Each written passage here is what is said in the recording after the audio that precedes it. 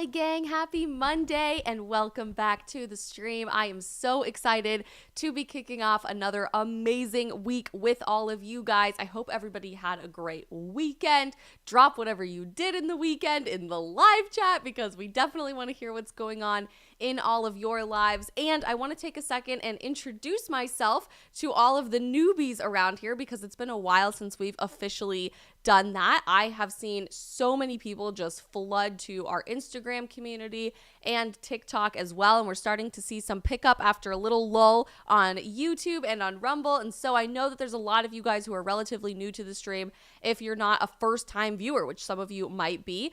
So first and foremost, make sure that you're introducing yourselves and letting us know where you are watching from in the chat. It's super fun for us to get to know you along the way. But if you are new here and you just clicked on this link, or you had just recently started following me on Instagram or TikTok and you're like, who the heck is this chick sitting in her sweatpants in her spare bedroom on a Monday talking to you guys about what's going on in the world? Hi, it's nice to meet you. My name is Isabel Brown. I am a 26-year-old independent content creator and full-time live streamer and author and public speaker. I wear a lot of different hats, but basically I get up every day for my job and I tell the truth to our generation, to Gen Z, in whatever capacity I can, be it in the realm of faith or dating or fashion, which we're talking about today.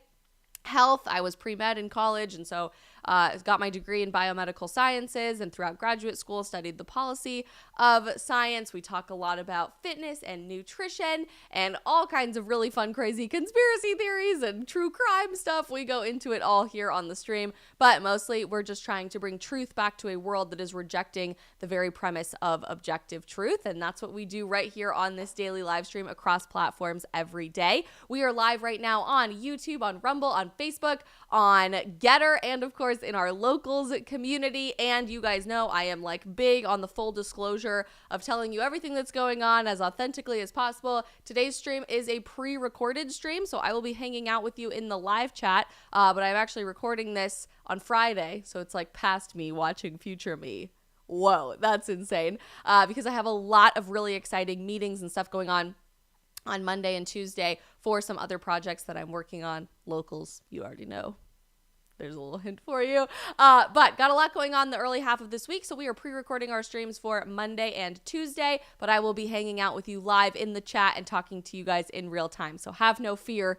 Future me will be talking to you while past me is talking to you through the screen. Really crazy stuff. But we love to just make sure we're consistent with the stream and getting stuff out there. Say hello to us in the chat if you guys haven't already. And as we are getting started, do me a huge favor and hit that follow or subscribe button on whatever platform you are watching on right now. It makes such a huge difference as an independent creator every single time one of you guys hits that follow or subscribe button and continues to make the stream possible, to make this my full-time job out of the spare bedroom of my house, which is very, very fun. But more importantly, getting truth to a generation that absolutely desperately needs it when society is pushing us the other way. Today, I'm super pumped because we have a really interesting topic to talk about on our stream to kick off the week. I had really no idea just how insane and toxic and disgusting the fast fashion industry was until last fall. And right before I went on my trip to Israel, I remember because I had to post about it while I was in Israel in September, my first trip to the Holy Land, I co-wrote an op-ed with a friend of mine who works for an organization called the American Conservation Coalition, ACC. You guys may or may not be familiar with them, but my friend Danielle over there does absolutely amazing work. Benji, who is the founder of the organization, is no longer the CEO. He's stepping back to just focus on his podcast and some new ventures that he's working on. And Danielle recently took over the CEO role, but they are really the only right of center environmental group, period, end of story. They do phenomenal advocacy work on social media, but more importantly, through writing legislation, through lobbying politicians, and through getting the word out there that to care about the environment and to be a conservationalist, you do not have to be a raging leftist or support the Green New Deal or be one of these crazy like Greta Thunberg types. And I think that's really important because, as you guys know, that's one of my big passion projects in life. Personally, I grew up in the mountains of Colorado. I am super crunchy granola, love backpacking, love skiing, love going off the grid, love the idea of growing my own food and homesteading. And like, I totally will be going in that route as soon as I am married, which is very exciting. But I've always been frustrated by this idea that in order to care about the environment or in order to be a conservationalist, you have to be a leftist, when that's objectively just not true. In fact, conservation has all of its roots in political conservatism in the United States. And it's been a while since we've talked about that on a stream. So we'll do another stream about that very soon and have Danielle on maybe to talk about it with us. But I was asked to write a op-ed with Danielle because we've done a lot of work together last fall about fast fashion and the environmental impact of fast fashion, namely because of organizations and groups like Shein, if you guys are familiar with them, that are based in China, and they sell unbelievably cheap knockoff clothing that's like $4 for a dress or something. And everybody on the internet and in my generation loves Shein, but they don't really understand that the clothes that are made from companies like that are actually made from slave labor in sweatshops in China, and the environmental devastation that happens because of these sweatshops is far too much to even begin to wrap your head around. This is a disastrous industry that is harming both humanity and the planet. But beyond that, I started to do a little bit more digging after I wrote this op-ed with her that shook a few feathers, I will say, at the time, and started looking into how fashion might actually be poisoning us. Like, it's not just hypothetically toxic. It's not just toxic to the environment or a toxic work environment in these slave labor sweatshops, but literally from like a scientific perspective, toxic to be wearing fast fashion clothing. And when I say fast fashion, I mean clothes that are produced in really low quality methods. They are very cheap materials. They don't take a lot of hard work to make. And because of that, they are very easy to get out and around the world and price at an extremely low price point. But when you're buying really cheap clothing, what are you actually buying? You're buying something that might actually be making you sick, that is toxic in the materials that you are putting on your body every day. And you guys know I've been on a bit of like a non-toxic kick lately. I've thrown away literally hundreds, if not thousands of dollars over the last year or so of makeup, of skincare, of sunscreen, of cleaning supplies, everything that I possibly can so that I live in a toxin-free home. But actually, I need to do another run through my closet now, because turns out most of our clothing is probably also filled with toxins that are making us sick as well and are poisoning us every single day. Not in the metaphorical toxic sense, but in the literal toxic sense. And so I've been looking into this for a little while, and I came across a video on my TikTok feed from an author of a new book called To Die For, dye being D-Y-E. And so she's talking about the really dangerous dyes and colors that are in our clothing, how toxic fashion is making us sick. And the author of this book is named Alden Wicker. And I saw a video of her come up randomly on my TikTok page last week, and she was scheduled to go on television to talk about her book. And right before the hit was canceled for very bizarre reasons. I don't want to speak too much for her, so let's react to what she had to say, and then we're going to jump in to learn about her book. Oops, I went to the article. Sorry, here we go. I was supposed to go on TV today to talk about my book, To Die For, How Toxic Fashion is Making Us Sick and How We Can Fight Back. I had been practicing my interview questions and answers all week. I'd gone through media training. I had my makeup done, this full face of ridiculous TV makeup, and my hair done. And 20 minutes before I was supposed to leave to go to the studio of the news organization in Manhattan, I found Anybody want to take a guess of who the station is? I'm just saying. Found out that the legal for the news station had gotten involved, the lawyers had gotten involved, and canceled my segment because they are too afraid that they will get sued by petrochemical companies, clothing manufacturers, and clothing brands. So I'll say up front too, I go on the news a lot. You guys know this. I used to go on the news almost every single day. I've kind of stepped back from it because it's just way too much and a lot of stress in a world where I already have a lot of stress. But I used to go on the news almost every single day. The idea of your hit getting canceled right before, like 20 minutes before, I've even had hits be canceled as I'm supposed to go into the segment, is not that bizarre. It's not that much of a conspiracy theory. News changes all the time, right? And if there's some like unbelievably big piece of breaking news, which every day there kind of always is, typically your segment will just get bumped if it's about something more evergreen, or in other words, more timeless, something that you can come back and talk about later. But I've never heard someone say that their hit was canceled for the purpose of the legal team getting involved and saying that their network was afraid to be sued by these really powerful petrol oil companies, by clothing manufacturers, etc., because you're trying to uncover the truth. What happened to journalism? Just for having me on their news segment for 6 minutes. And it's really disappointing.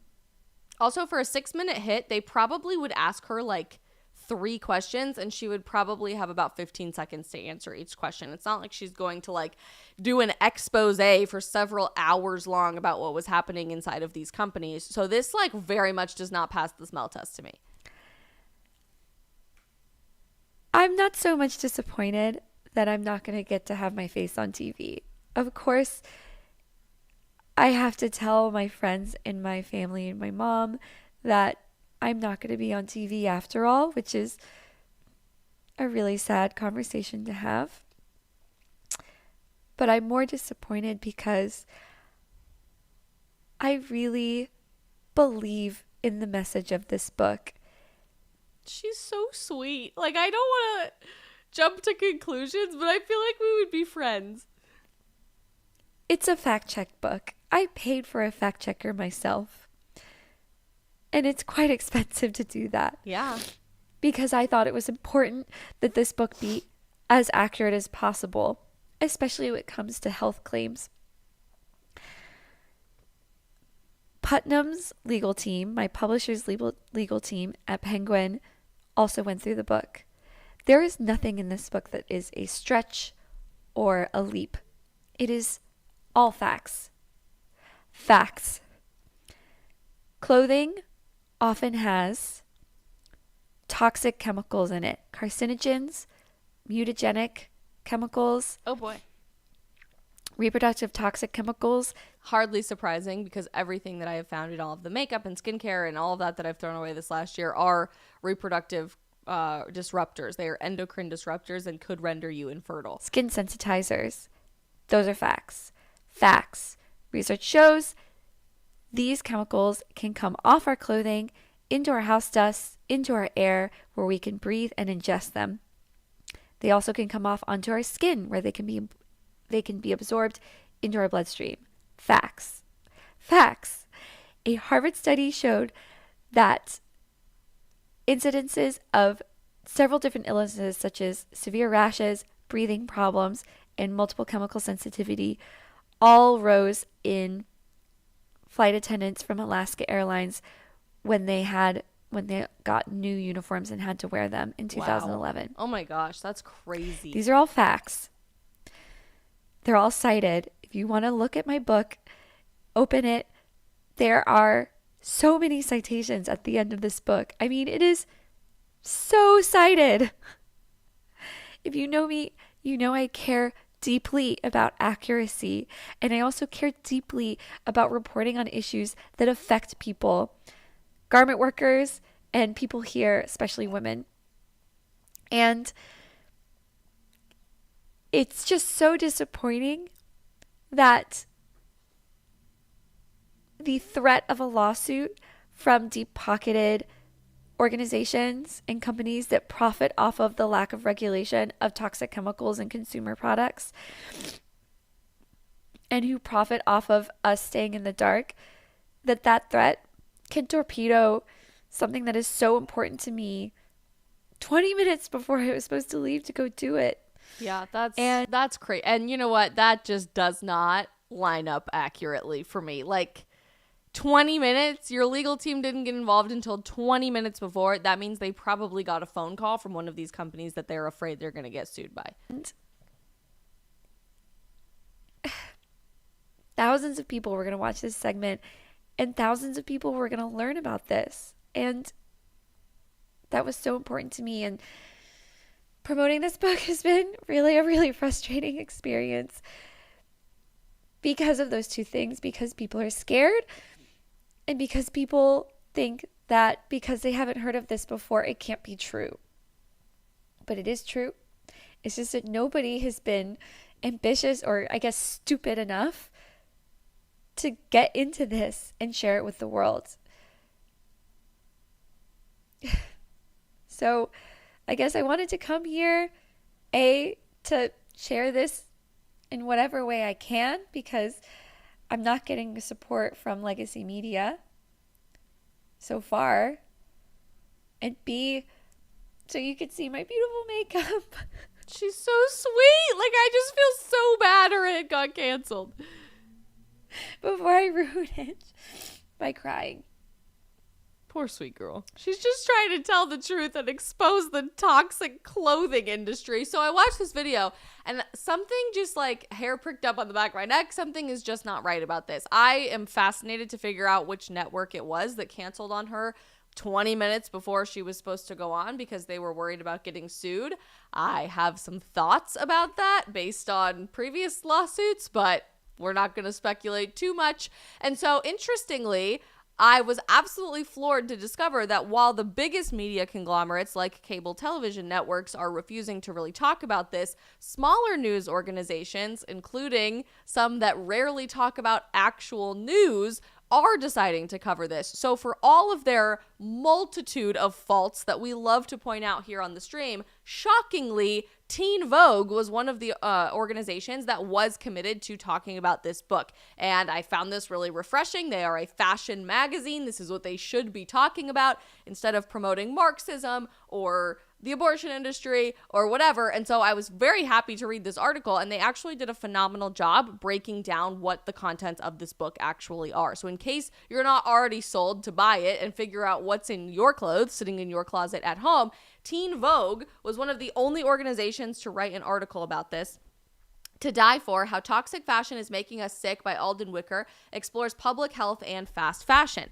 And they say this article originally appeared in Nexus Media News, which I don't even know that I've heard of before. It's a very small news organization, I guess, that they decided to republish in Teen Vogue. But on a recent spring afternoon, they write that this journalist, Alden Wicker, the woman that we just watched that video of, was examining a neon orange purse at H&M. The price tag read $14.99, but instead of listing materials that were in it, like when you look at the nutrition label with the ingredient list on your food, for example, it simply said vegan. She raised an eyebrow. At Wicker's request, a store clerk looked up the materials: polyurethane and polyester, aka plastic. It's made from plastic. That's what made it vegan. And so you think that a vegan alternative to a leather purse is going to be more environmentally friendly, that it's going to be safer for you, right? Like, people look at vegan purse materials as like, oh, that's good. That's like a green light. No, in reality, it is just chock full of plastics, in this case, polyurethane and polyester. For the last decade, she's been covering the dirty side of fast fashion, from its contribution to the climate crisis and greenwashing to multi-level marketing schemes. She founded the popular blog Eco Cult in 2013 and has become an authority on sustainable fashion.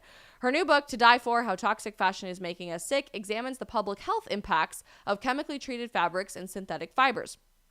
She spent 2 years interviewing, and I don't know what got cut off there. She found that fashion is rife with toxic chemicals like formaldehyde. Anybody remember having to dissect frogs in elementary school that were preserved by formaldehyde, and how you weren't supposed to touch things with your bare hands? So that's fascinating. And chromium, both of which are carcinogenic, meaning they cause cancer, both of them, and both of which are endocrine disrupting substances linked to infertility and other health issues. And despite the potential harm, she discovered that the United States has done little, probably nothing, to protect customers from the clothes that they wear. We are allowing chemicals to be poured indiscriminately into the environment, but we know about that, right? We already know about that. I just wrote an op-ed about that about 9 months ago. But we are also bringing them into our homes, she said. The effects of these chemicals on textile workers and their communities were well documented, but Wicker worried that the issue remained abstract to consumers. This isn't an over-there problem that doesn't pertain to me. She got the idea for the book in 2019 when a radio producer called to ask if she could comment on a lawsuit filed by Delta employees against the company Land's End. That one hits darn close to home because I had to wear Land's End uniforms for 4 years. Any other uni kids? That's all I'm going to say. Alleging that its uniforms were making them sick. Lovely. I wish I would have known that in high school. I've learned nothing about fashion or textiles being toxic enough to affect people's health, she said. In fact, flight attendants at several major airlines were complaining of rashes, hair loss, fatigue, brain fog, heart palpitations, and trouble breathing. Their bodies would start shutting down. They couldn't work, and in some cases, that completely ruined their lives, which then caused researchers at Harvard University to start looking more into this subject. And again, for all of the malfeasance of Harvard University lately. At least they're looking into some things that matter, right? Researchers at Harvard attributed the attendants' reactions to long exposures of a combination of chemicals like the anti-wrinkle and anti-stain rosins and disperse dyes, which can leach into the skin through sweat. Flight attendants sometimes wear their uniforms for up to 24 hours at a time. The flight attendants are just an extreme case of clothes making people sick, Wicker said. In the course of her reporting, she dug up suits against the children's clothing brand Carter's and Victoria's Secret, in which consumers said their clothes gave them severe rashes. It is exceedingly difficult to prove the toxicity of a piece of clothing because a single shirt may have passed through several factories and can comprise an untold number of chemicals. There is no ingredient list in fashion. I love the way that she says this. If you are allergic to nickel, which a lot of people are, it's why you have to have hypoallergenic earrings. I am like very, very worried about nickel in my ears because my ears get to swell up and it's really bad. Or dispersed dyes or formaldehyde, and pretty much anyone has some level of intolerance towards formaldehyde. Again, do you remember being told when you were dissecting frogs in elementary school that you couldn't touch these things with your bare hands is all I'm saying. You can avoid it in beauty products, cleaning products, and food products because you have a list of all of the ingredients present, but you can't avoid those things in fashion. In the book, she speaks with researchers who connect declining fertility rates and the rise of autoimmune diseases in the U.S. with chemicals found in our clothes. The book is a series about people whose lives were altered by the illnesses they believe came from the chemicals in their clothes. The widower of an Alaska Airlines flight attendant who developed a litany of health problems. Oh my goodness, my mouse is freaking out right now. It's fine. Including trouble breathing and blistering on his arms right after he received a new uniform. A textile worker in southern India whose arms and legs were covered in blisters that only started to disappear after she quit her job. A California marketing executive whose dye allergies had caused her to scratch herself until she bled in her sleep. You can draw a straight line in India to this woman in California and their skin issues. The woman in California has more resources than the garment worker, and they live in very different lives, but living in America does not shield you from this. The EU and even the state of California have now passed regulations on so-called forever chemicals in fashion, and now this author wants to see the federal government follow suit. Last week, chemical manufacturer 3M reached a $10 billion settlement over the contamination of public drinking water with these endocrine disruptors. So again, I've said it before, I'll say it again. If you're drinking tap water still, please, for the love of all that is good, for the love of your body and your endocrine system, your hormones and your fertility, stop drinking. But also, apparently, we have to stop wearing certain numbers of our clothing because that is also contaminated with endocrine disrupting chemicals. In the book, she calls for more regulation and research into the chemicals that go into making our clothes, empowering regulators to test and recall toxic items, requiring ingredient lists on fashion products, and a crackdown on greenwashing. Wouldn't it be great if we switched to a precautionary principle where, when it comes to chemicals, it is not innocent until proven guilty? Let's us make sure that they are safe before we use them. She's wary of conscious consumerism, even if this book is an appeal to consumer safety. I don't want this to become a shop your way out of it thing.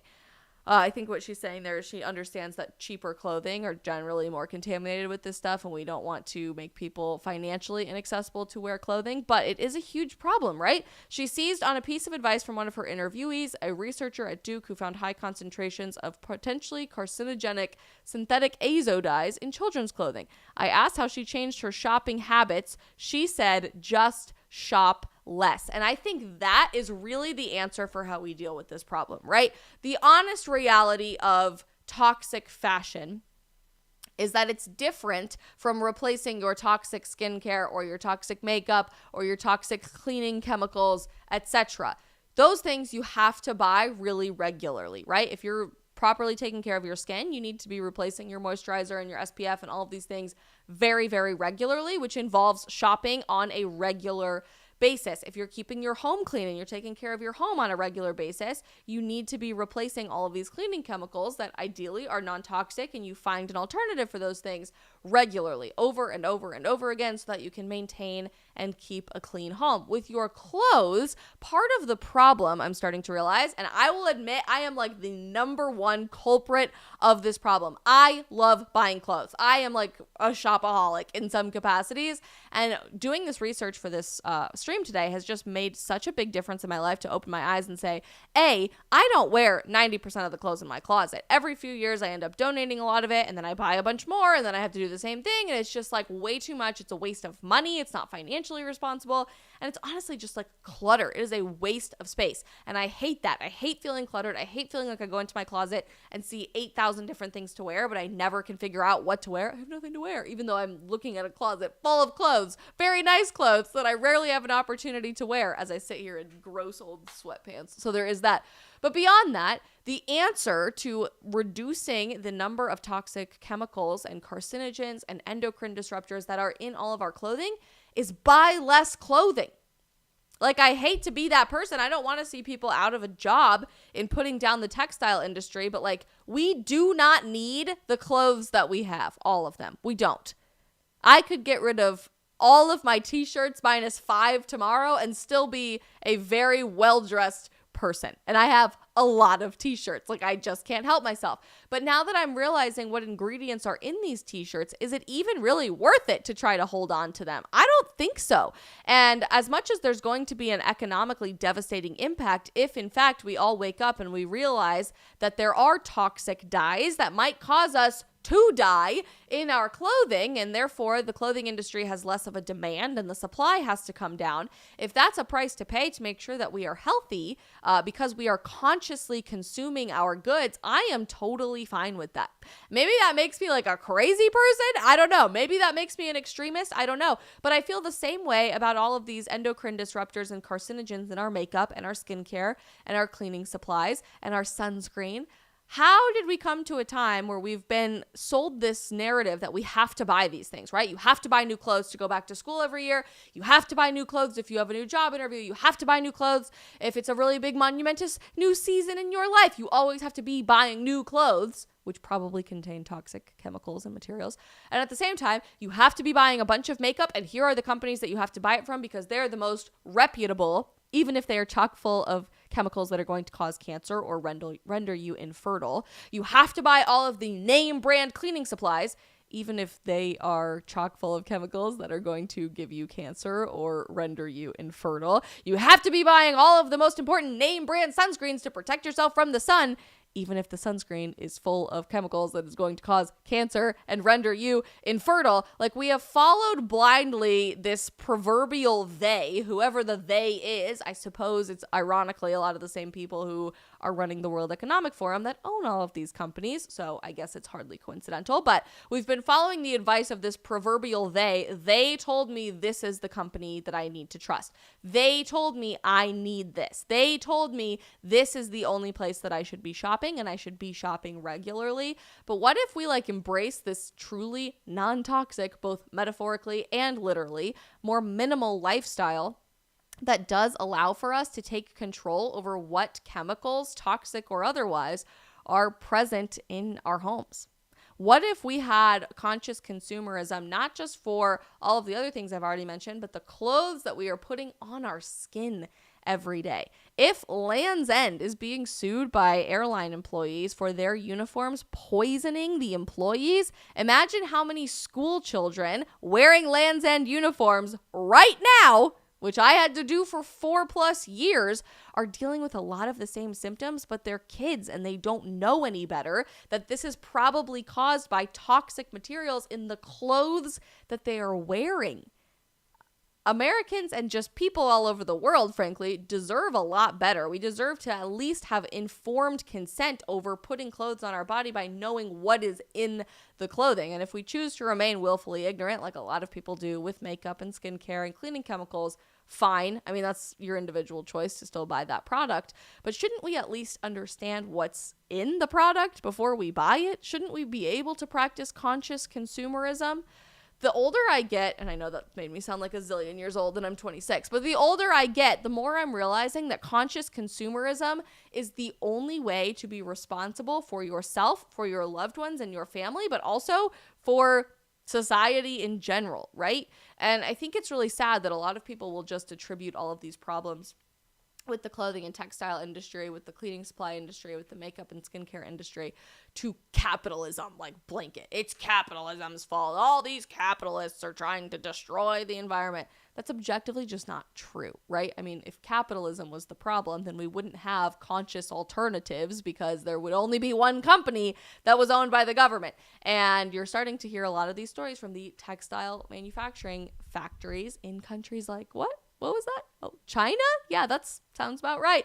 That are causing all of these problems, therefore working off of a communistic and totalitarian system rather than capitalism. True capitalism, true free markets is about conscious consumerism. It's about shifting the demand entirely away from something that is making us sick, that is poisoning us, that is toxic to us, and seeking out, changing the demand, products that are safe, clean, healthy, and non-toxic so that there's a greater supply of those products rather than those that are making us sick. And as you continue to investigate where in your life there might be toxins, metaphorically or literally, in the products that you're buying, I want you to just embrace that term, conscious consumerism, over and over and over and over and over again. Because if enough of us start to wake up to this reality and start shifting our priorities in what we are looking for and what we will be willing to spend our money on, I genuinely believe that we will be able to shift the entire narrative as we know it and the entire market as we know it. This can be said for all of the things I've already mentioned. This can be said for your food. This can be said for your mattresses and your furniture all over your house, your towels that you use, getting out of the shower every day. Like, there are infinite examples of where we can be conscious consumers of what ingredients are found in the products that we use and ingest and consume every day.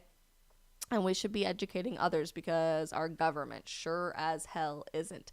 As for me, I plan on ordering this book To Die For. I think it's going to be really interesting. I wonder how much of it is going to have an anti-capitalist tilt, if at all. I'm hoping that it doesn't. But public health is obviously what I got my graduate degree in. It's something I'm extremely passionate about. True public health.